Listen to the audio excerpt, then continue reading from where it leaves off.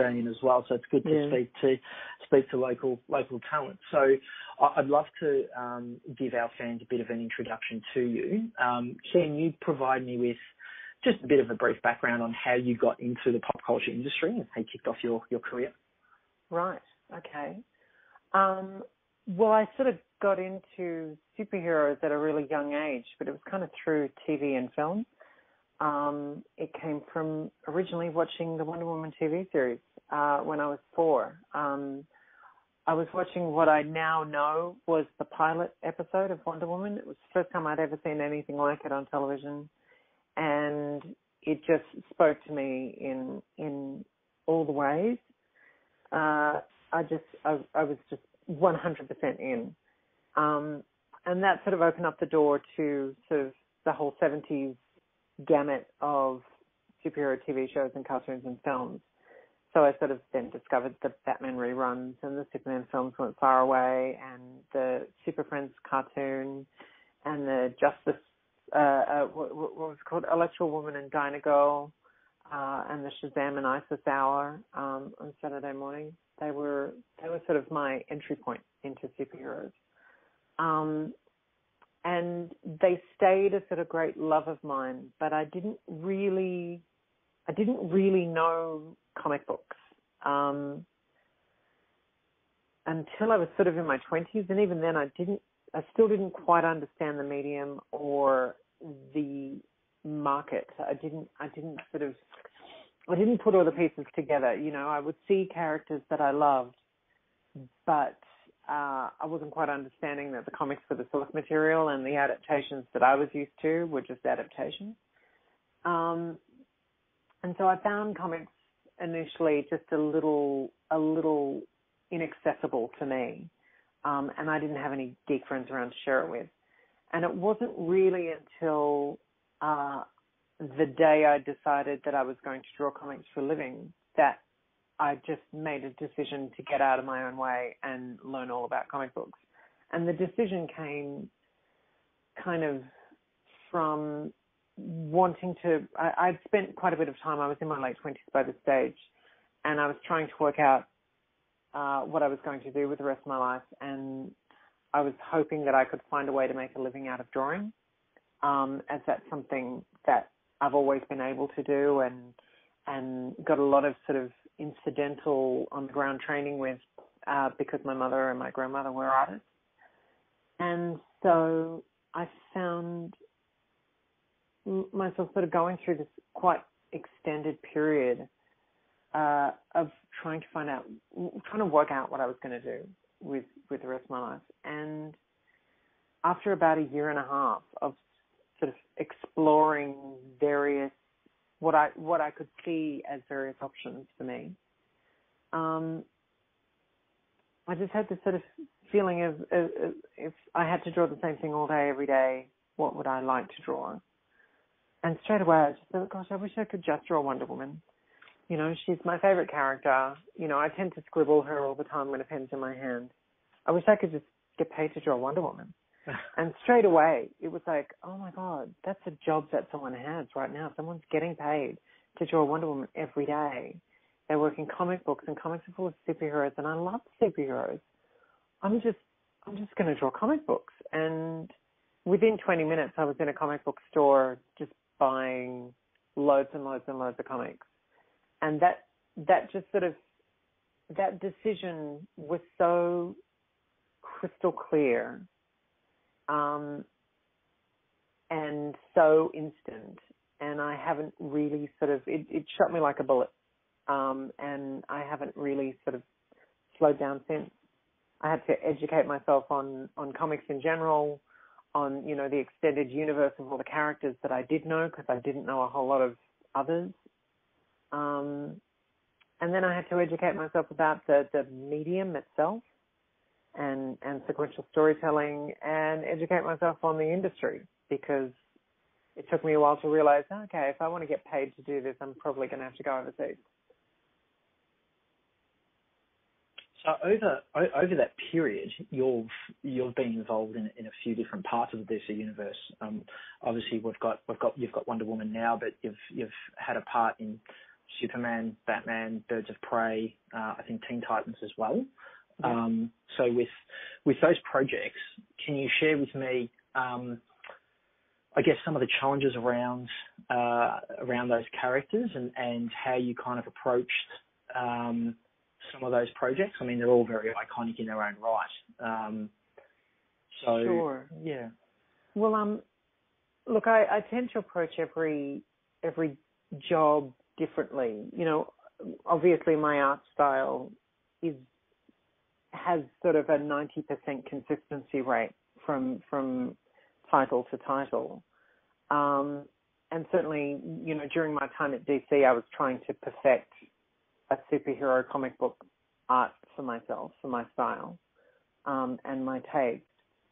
But there are sort of slight differences, story to story and book to book, tone and context. And I would sort of try to reevaluate the best way to achieve the tone using my art style. So certainly on Birds of Prey, that was kind of my entry point, and long before I realized that I could change my style from project to project. And I went from there to Secret Six, which I knew was going to be darker. So straight away it was like, okay, I need to think more about texture. I need to think more about shadows. And I can really sort of all in on body language and facial expression types, because I was going from one team book to another. But instead of it being an all-girl team where everyone had a sort of reasonably similar body type, I was going to a book where it was a team of extreme types, which gave some variety, and that in itself was sort of quite a fun learning curve and exercise. And then from that project, I went on to Blackest Night Wonder Woman, which was, you know, obviously it's a Wonder Woman story, but it's Wonder Woman in the context of a horror story. And that, again, sort of made me think twice about, you know, things as subtle as line weight or hatching styles would change from title to title. And, you know, when I was back on Teen Titans, I sort of lightened up on the shadow. I wanted it to be lighter and brighter. And then when I did Earth 2, I needed it to be very detail heavy and very sort of, it was the first time that I felt like I was working on a really sort of epic scale book, which required sort of, it was very testosterone-y. Everyone sort of needed to be super cut, and everyone, you know, I sort of spent quite a bit of time making everyone's costume look like fabric over clothing, over sort of well-toned bodies. Where on Earth 2, I just sort of was like, no, I'm just going to go for a skin-looking, finished, you know, bodysuits on all my heroes. It kind of needed to be that sort of epic, gritty, detail-heavy book. And then when I left DC and came back again last year to do Wonder Woman, I knew straight away that I wanted it to not look like Earth 2, that I needed it to look sort of much lighter, much brighter, much more sort of optimistic and less sort of loaded down with heavy shadow. And, you know, it's always just to sort of, you let the job itself dictate the choices that you make. I think that's the sort of the smartest approach. So with that, with the choices you make, or the creative decisions you make around bringing these characters to life. I mean, we can talk in the context, obviously, of Wonder Woman. As the primary artist, does DC Comics give you that full autonomy to make those creative decisions, or is that more of a collaborative process with the writers and the storytellers as well? Kind of, how does that work from an overall team effort when you're putting a book together? Sure. Look, it really depends on your experience level and the company's comfort level with you. It depends on the job. It depends on, you know, how far up the food chain you are. You know, certainly in my early days at DC, my job was to do the job, and you know, my opinion holds less weight because I'm way less experienced than anybody else I was working with. And, you know, I saw that as just sort of my job here is to be a good team player. And the more experience I get, the more not only confident to voice my opinions, but the more confident I am of my own opinions. And certainly for Wonder Woman, DC kind of got out of the way. They understood that they needed to form a strong foundation, and that strong foundation was getting Greg and myself and Liam on the book. And then, you know, they asked Greg to pitch them an idea. He pitched them the idea. They said, that's great. That's exactly what we need. Because they kind of, what they wanted from us was to kind of rebuild the character and set her back in her traditional status quo, because the film was coming out. And, you know, once again, Wonder Woman had kind of strayed a little too far from her classic version. So they just needed someone to sort of bring all the pieces back together again. So Greg pitched them the idea. They said, great. And then they really did just let us do what we wanted to do. And that's a kind of freedom that I haven't really experienced before at DC. You know, certainly when I was working on Secret Six, we were kind of being bumped around from associate editor to associate editor, and we got a lot of away with a lot of stuff, Gusman, and I got a lot away with a lot of stuff on that book, kind of because no one was looking. Where on Wonder Woman, everyone was looking, and it was very important to the company that we got it right. But I think they sort of trusted that they put the right team together to get it right, and they were really happy with everything that we were delivering. Books like Earth 2, so by that stage I'd sort of been at the company for a good long time, and I kind of earned my way up to a big book like that. And I felt quite confident in my opinions. You know, it's still a primary part of my job to be a team player. But there would be occasions when I would sort of pipe up and say, "Ooh, I don't know about that," or I would like to design a character that, you know, I think the character should look like this or shouldn't look like that. And while, you know, I don't get final say because I'm the artist, not the editor-in-chief, or the, you know, creative director, my opinion was considered. And sometimes they'd agree with me, and sometimes they go, no, actually, this is why we need it to be something other. So it really depends. You know, I feel like I'm now in a position where on almost any job I've had in the last few years, I'm in a sort of good position to be able to negotiate with my editors and whoever is above them that they need to get things proved through. But again, you know, it's a big part of the job is just doing the job. And certainly working with Greg, I've been really lucky because he and I are quite close anyway. He's an incredibly collaborative writer generally, but he and I are super duper collaborative. Like he says that he doesn't work with anyone like he works with me. And that's just because we talk a lot before he writes anything. And it means that I've sort of, you know, I've been able to let my ideas marinate quite a bit before I get the script. And then I get the script and there's always things in there that surprise me. You know, and he can trust me to sort of, you know, understand that I understand exactly what his intention is. So when that happens, you get a script and you get a bit of a sense of how the story is going to go. And as an artist, you're going to bring Wonder Woman to life. Are there outside factors, I guess, outside of the DC world or outside inspirations that you draw on as an artist in order to be able to create the work that you envisage in your head? Is there anything out there that you draw inspiration from? Yeah. Look, all of life, really, you know,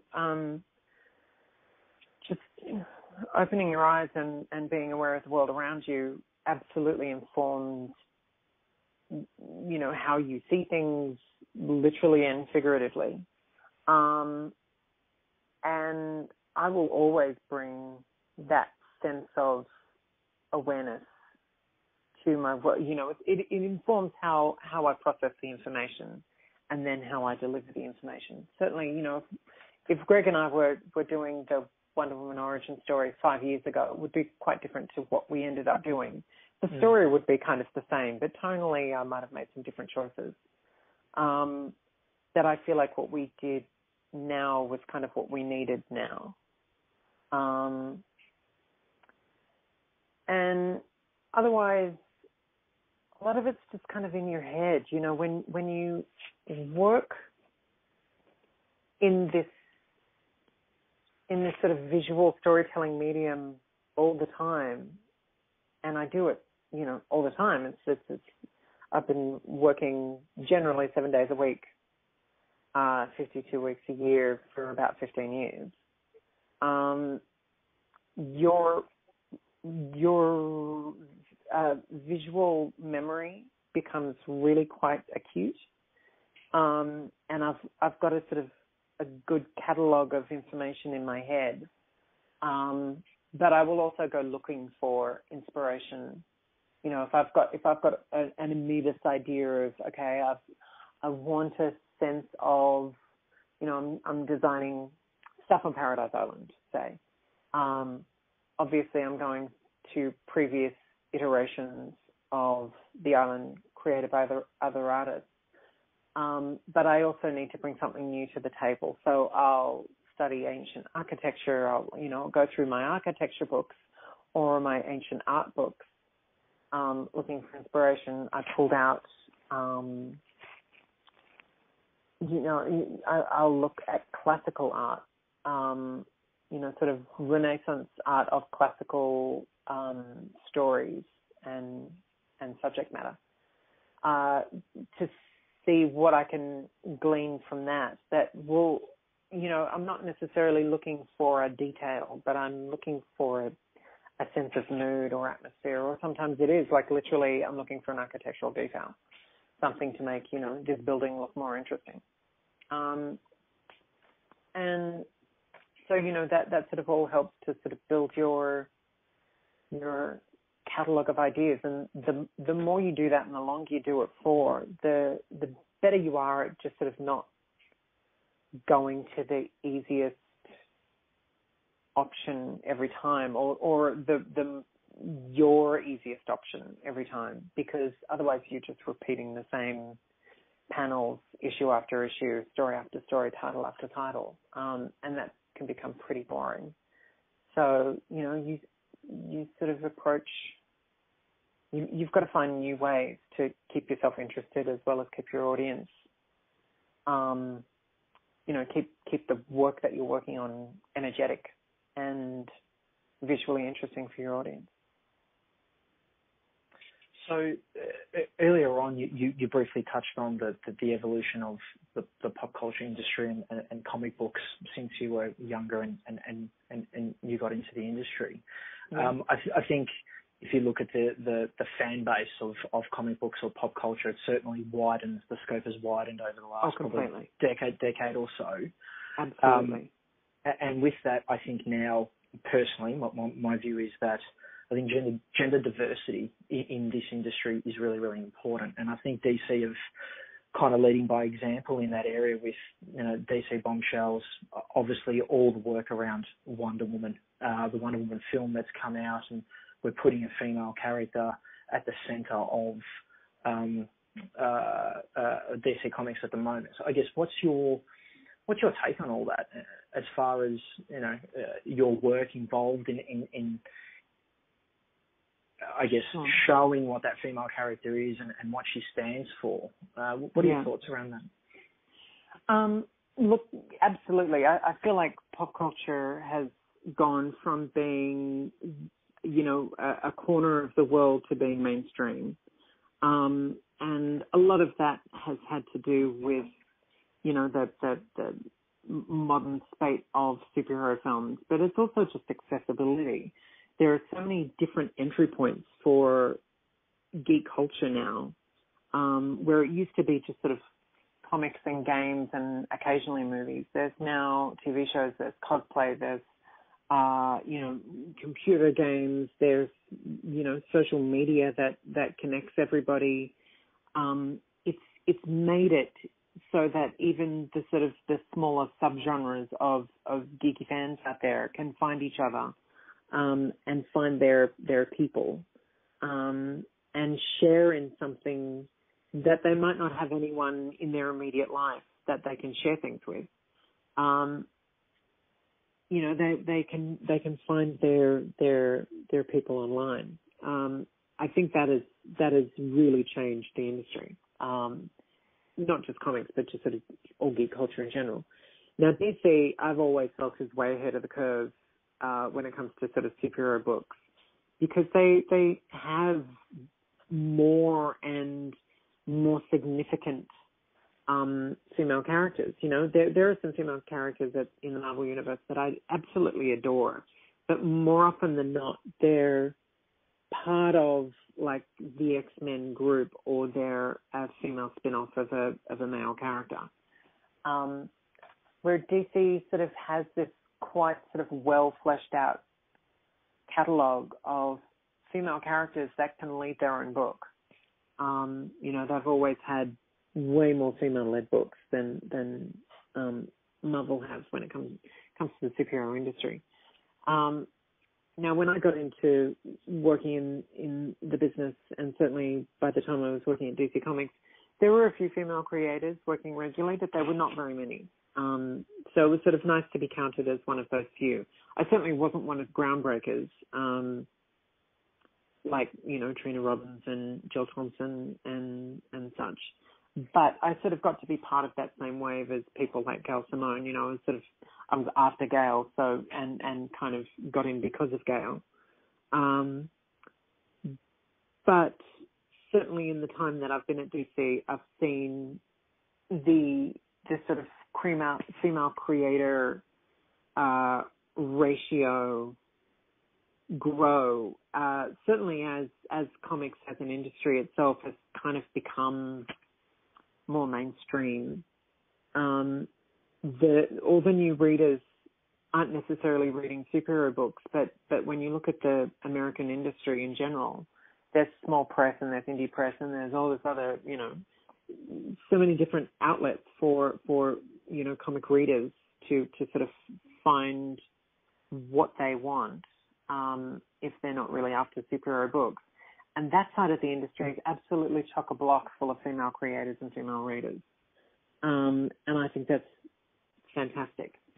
And I feel like it really does sort of bring a great, interesting balance to this sort of industry that has sort of not really been shared, or sort of has been harder to participate in for, people that aren't, white guys. It's just sort of, it's become way more of a sort of general celebration that we can all participate in. Absolutely. I totally agree. With Wonder Woman herself, I think if you were to describe Wonder Woman to someone who doesn't know who she is and what she stands for, how would you describe her to someone?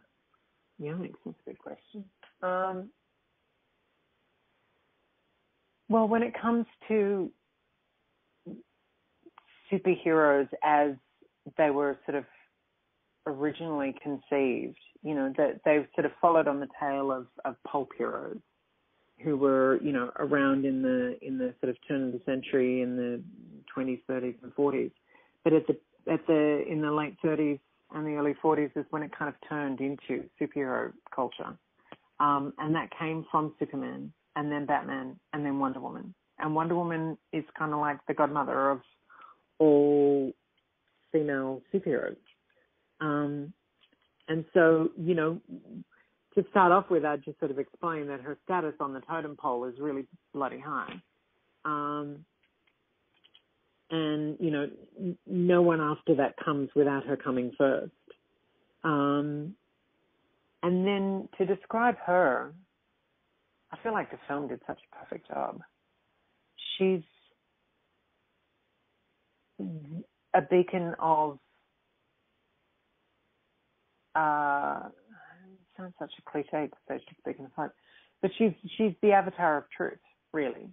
That, she is at her core about the truth of people, the truth of conditions, the truth of who we are and who we can be. And, it's all just sort of wrapped up in this hilarious, gorgeous package. And with that, you were just saying, you just made comment then around you thought the film personified her in a good way. I went to the premiere here in Sydney and loved the film. What was it about the film that you really connected with? Well, I had the good fortune of being able to go to the premiere in LA. But from the moment DC started talking about making a universe worth of films, straight away it was like, well, Wonder Woman better be there. And that is closely followed by the fear of, oh God, they'll screw it up, because she's been so easy to get wrong in the comics that it's been a mortal fear. I've been aware of a number of film development projects or TV development projects that focus on Wonder Woman over the last couple of decades, and they generally haven't been good. So to sort of find ourselves in a position where, oh God, it's actually happening now. It's so easy for things to go, it's so hard to get a film right anyway, let alone a superhero film, let alone one that by its just reality has become super important. This being the first sort of big budget action film being directed by a woman in the sort of modern superhero era, to being a female-led superhero film in the modern era. It needed to be great for us to ever get any more of them ever again.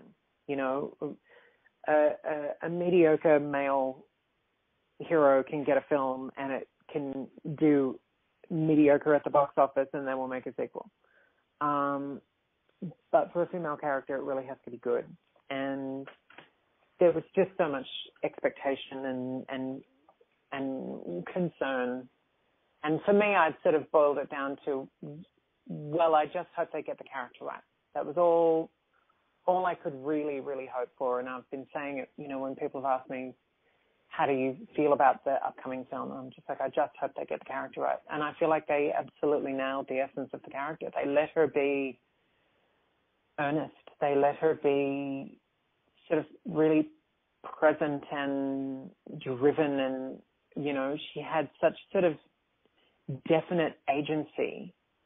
And while, in her sort of lack of understanding of, modern culture, that sort of made for a sense of naivety. She was never stupid.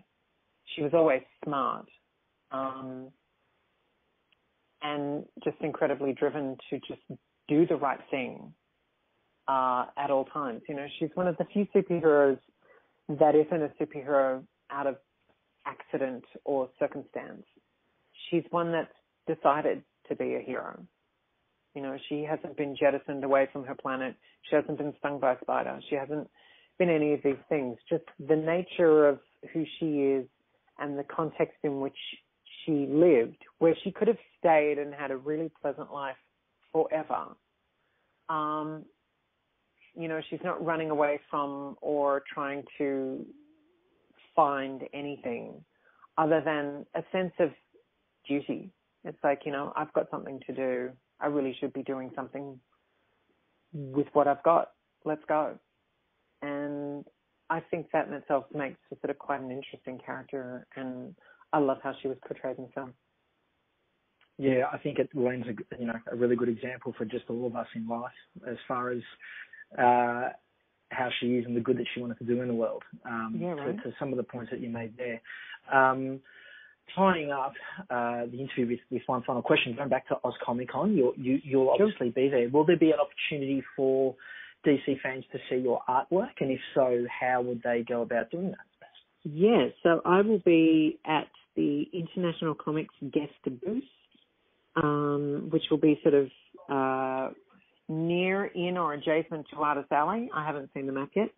And I will be there. I will have 2 portfolios worth of artwork there that will be from, various Wonder Woman, DC projects from the past, but there'll also be quite a lot of Wonder Woman work and some Black Magic work, which is my creator-owned series with Greg Rucka. And we'll have all kinds of merchandise, and I'll be there, and I'm more than happy to sign books and such if you come along and say hi. Fantastic. I'll be sure to make my way over there myself to come and see your work. Nicola, thank you so much for spending time with me and talking with DC Comics News. Really, really appreciate it. So, I hope you enjoy your time at the event, and I'm sure there'll be heaps of fans that will come and see your wonderful work. So, thank you for making the time. No worries. Thank you. Thanks so much for having me. No worries. Thank you, Nicola. Take care. Bye now. Bye-bye.